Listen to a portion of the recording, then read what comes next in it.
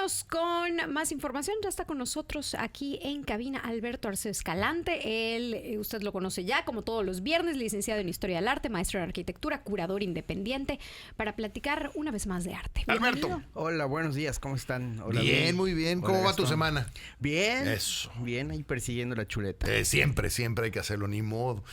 Alberto, hoy nos vas a hablar de algo que nos pareció muy interesante. Hay uno de esos cuadros que ya conocemos, que lo vimos contigo, que es el primero.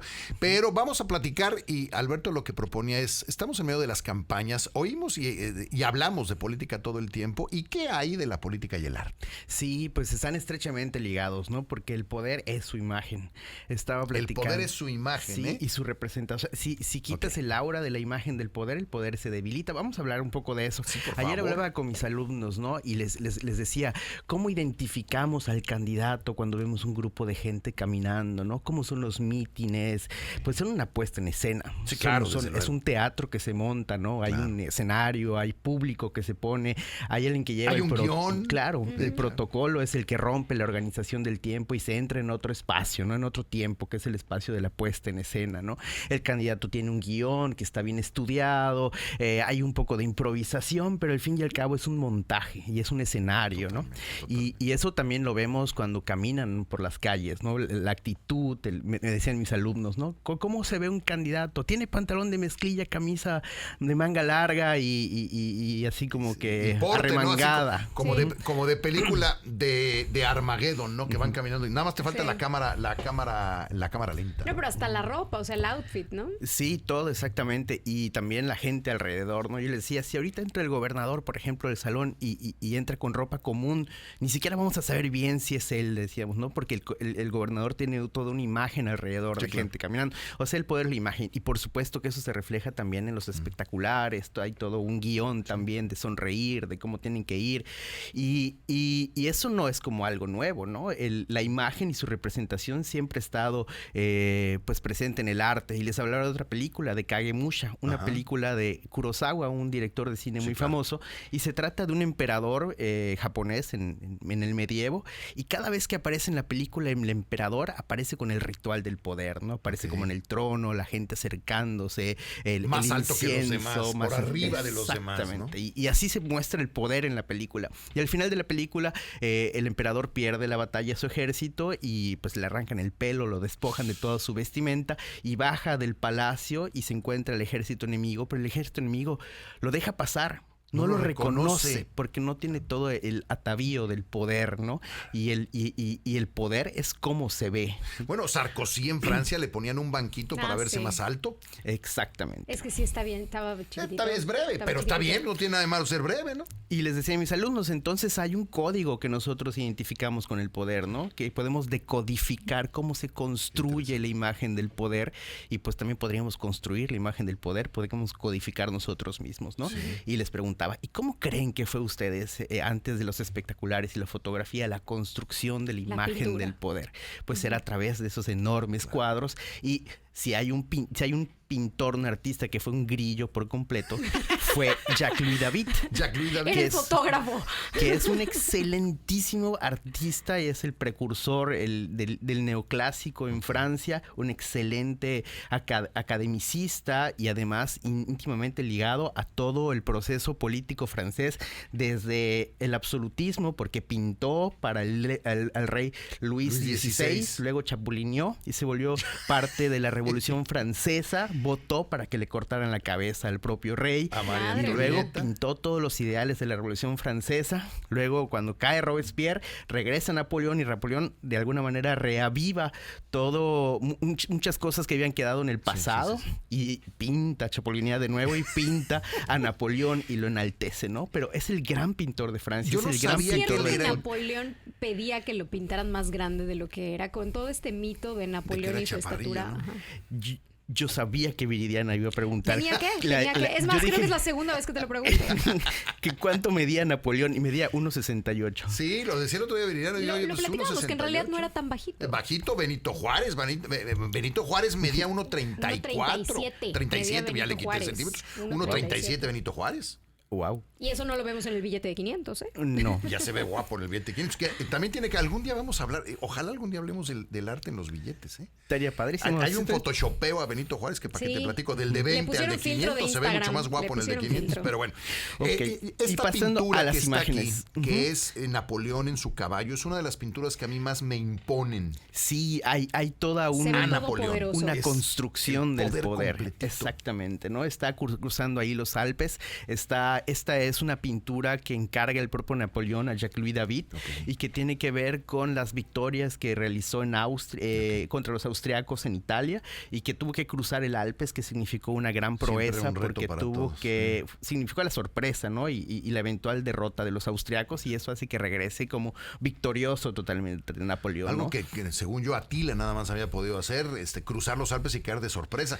Ahora, este cuadro, el caballo, no sé cómo, la crin del caballo es hermosísima. No todo, está musculoso el caballo. Musculoso el caballo, musculoso Napoleón. Ojalá pueda meterse a YouTube a verlo. Es un cuadro que a mí me gusta mucho por lo que representa, ¿no?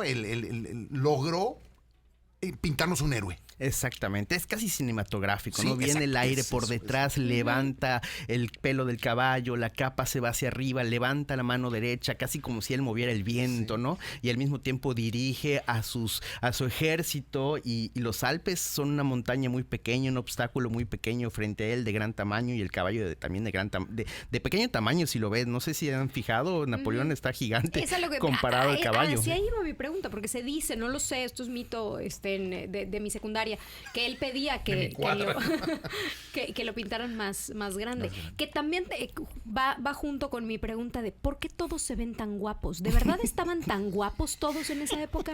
Voy a pedir que me pinten. Bueno, pues no sé si está guapo. Lo que sí es que tiene una mirada muy segura, ¿no? Está muy... Sí, yo tampoco lo veo guapo. Muy altivo. Sí se ve guapetón. Y no sé si Napoleón en la vida real estaba así de guapetón. Pues hay otros cuadros de Jacques-Louis David también sobre Napoleón de primera mano, ¿no? Donde los puede ver con más detalle.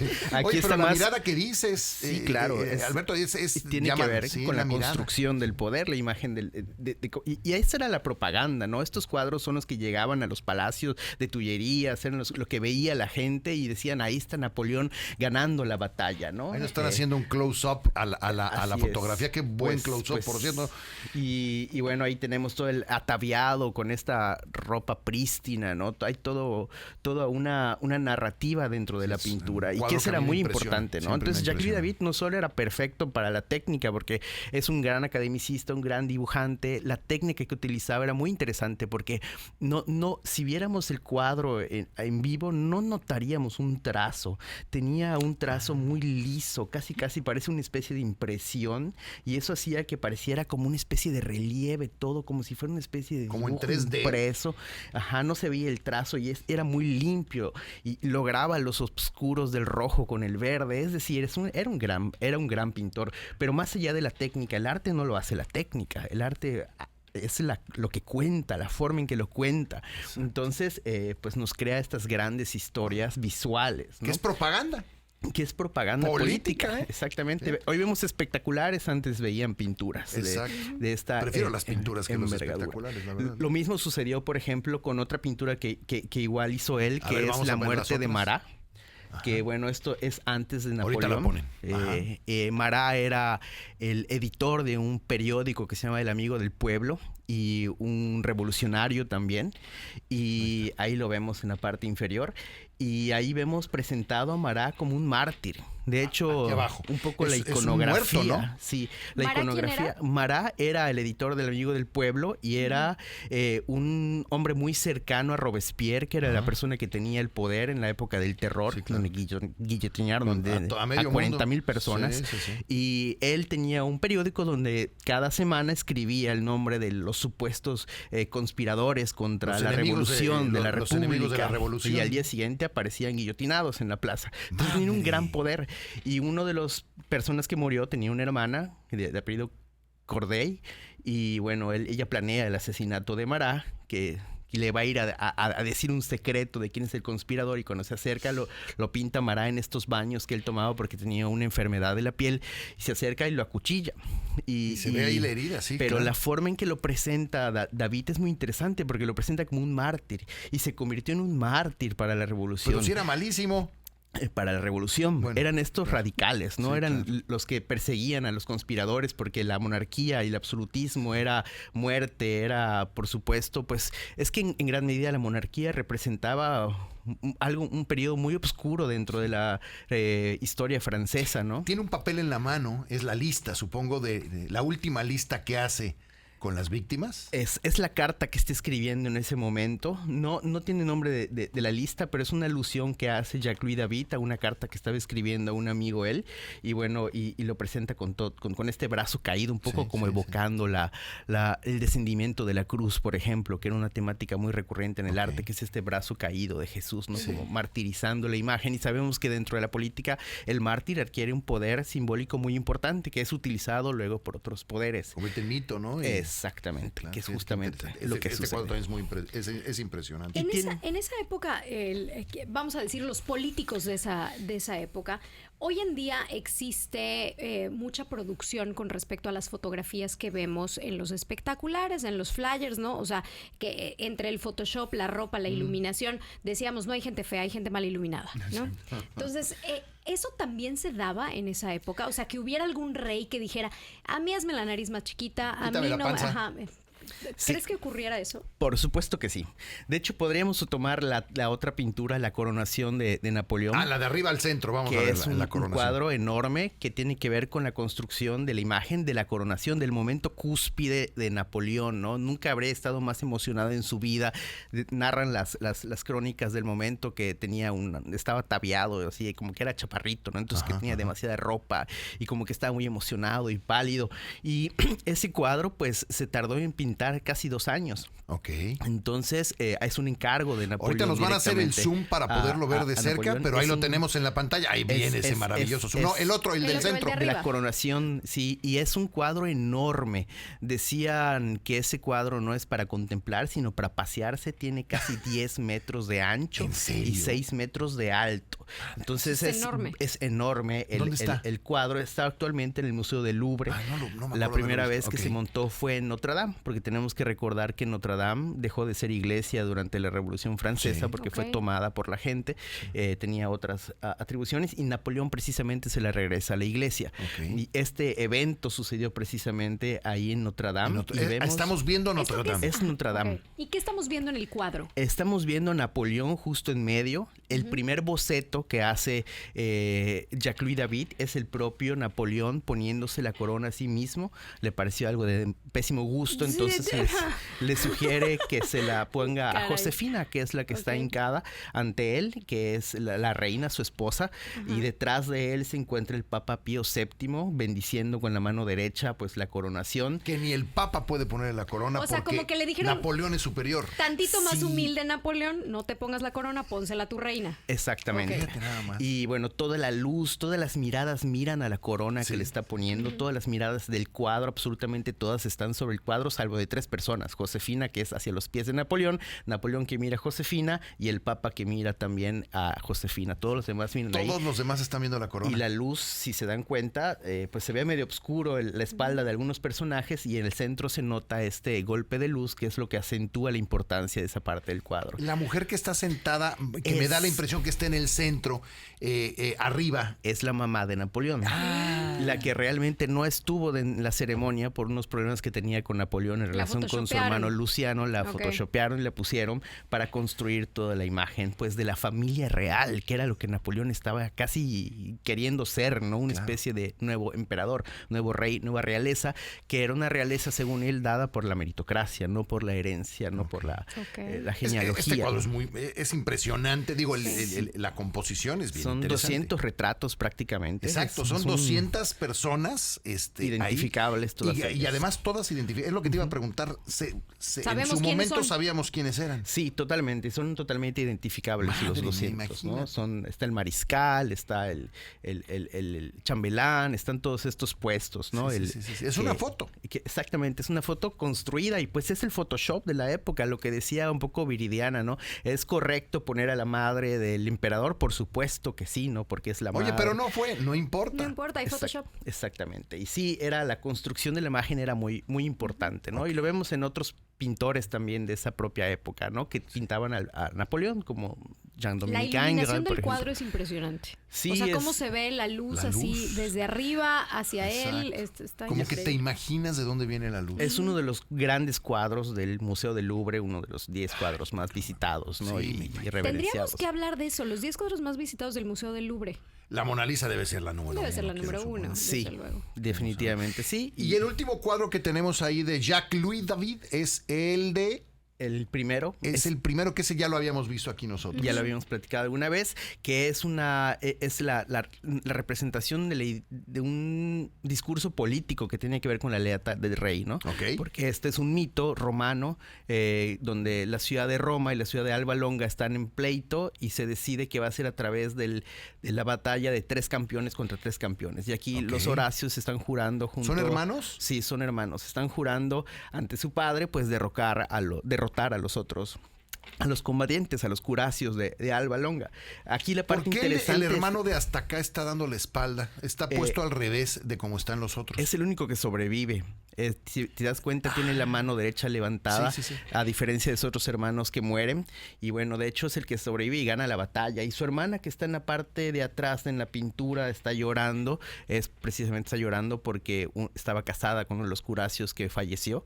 Entonces, pues Ahí al está, final... ahí la puede ver. Qué bonito cuadro, ¿eh? Qué El bonito propio cuadro ganador de la batalla termina matando a su hermana porque, pues, como te puedes... conmover por la muerte del enemigo, ¿no? Es más importante ¿Y la la mata el familia. hermano? Sí. Es todo un drama, ¿no? Basado bueno. en una novela de Corneille, un pintor francés que se basa en el mito romano. Y bueno, pero es una obra que lo que hay detrás es que es más importante la patria que la familia, ¿no? En un momento de convulsión y de lealtad que pide Luis XVI, se lo pide a Jacques-Louis David, un cuadro de lealtad, ¿no? Lo que esté detrás sea la lealtad política. Y era Interesante. la forma Mi en que hija se el otro día representa. me preguntaba, ¿pero por qué alguien pelearía por un país? Y le digo, es tan difícil explicarte lo que es la lealtad a un país y necesitas preguntarle urgentemente a tus maestros porque Pues Para es- eso pago la colegiatura. para eso pago la colegiatura. No, pero le traté de explicar la sensación de amar a tu país. Sí, ¿no? y qué curioso que lo digas y que hablemos de Napoleón, porque Napoleón decía, pues Francia lleva años peleándose, tenemos que hacer que se dejen de pelear, tenemos que hacer que todos piensen igual, ¿por qué no creamos la escuela? Y la idea de la escuela surge de la idea de homogenizar el pensamiento y de que todos estén creciendo bajo los mismos valores cívicos. ¿Es ¿no? Napoleón? Es Napoleón y toma el ejército como una especie de inspiración para crear la institución de la escuela. Por eso hay rejas, por eso hay timbres, por eso están uniformados, No por me eso hay digas, momentos. Alberto, eso está Sí. interesantísimo. Pues sí, está horrible, ¿no? Pero, Estás acabando con mi concepto de educación en este momento. pero pues está ya en los libros, no es, Sí, no, claro. no es algo que se oculte, ¿no? Es la Claro. construcción de esta institución, ¿no? ¿Y antes qué Nos hacíamos vamos a para tener que educar en las casas? estaba en Pues manos de estaban la los, iglesia. los maestros, ¿no? Y la iglesia controlaba la educación en Francia Sí, antes de claro. que se llegara la Revolución Y Francesa. contratabas a tu maestro con tus hijos. Este cuadro a mí me gusta homeschool. mucho los colores, es súper vivo. Pero se nos acabó el tiempo. Hoy tratamos de ver 3 cuadros, es complejo ver tantos cuadros, pero le recomendamos mucho que vea la obra de Jacques-Louis David. Y lo que pintó de Napoleón, yo soy fan de esos cuadros, no de Napoleón necesariamente, pero sí de los cuadros. La propaganda era genial la que le hacían Sí, a Napoleón. Es un gran pintor, Jacques-Louis David. Muchísimas gracias. Gracias a ustedes. Bueno, ahí lo tiene Alberto Arceo. Lo puedes seguir como Arceo Alberto en Instagram o Alberto Arceo en Facebook. ¿Vamos a un corte?